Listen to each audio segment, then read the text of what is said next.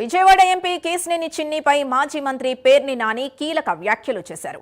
మచిలీపట్నం గొడుగుపేట వెంకటేశ్వర స్వామి ఆలయ భూముల్లో వేలు పెట్టి ఎంపీ చిన్ని పతనం ప్రారంభమైందన్నారు. గొడుగుపేట వెంకటేశ్వర స్వామి మహిమగల దేవుడని, స్వామి ఆలయంపై కన్నేసిన టీడీపీ నాయకులు రెండో కంటికి తెలియకుండా కనకదుర్గమ్మ ఆలయానికి కేటాయించిన భూములపై కుటిల బుద్ధి ప్రదర్శించారని ఆరోపించారు.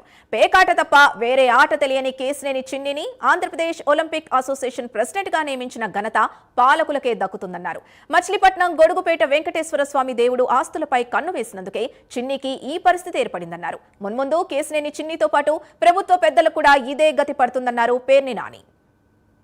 మా గొడుగుపేట వెంకటేశ్వర ఆస్తి జోలికి రాబాకు, వచ్చిన వాళ్ళు ఎవరో బాగుపడలేదయా అని చెప్తున్నా సరే ఆగకుండా, కన్ను మిన్ను కానకుండా గొడుగుపేట వెంకటేశ్వర ఆస్తిని కబళించేదానికి ప్రయత్నం చేసిన పర్యవసానం మొట్టమొదటిగా సంవత్సరానికి 60 కోట్లు 70 కోట్లు సంపాదిస్తున్నట్టు లాగేస్తున్నటువంటి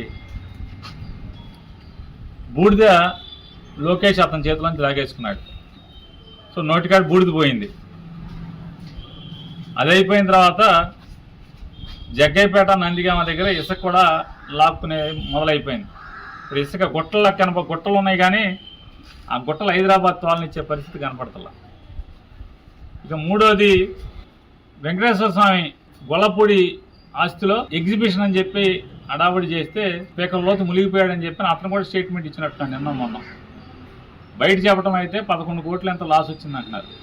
11 కోట్లు అక్కడ ఒక బొక్కబడింది. ఇప్పుడు కొలికిపూడి శ్రీనివాసరావు బతుకు బస్ స్టాండ్ చేసి మామూలు గొడ్లప్పి తీసి బజార్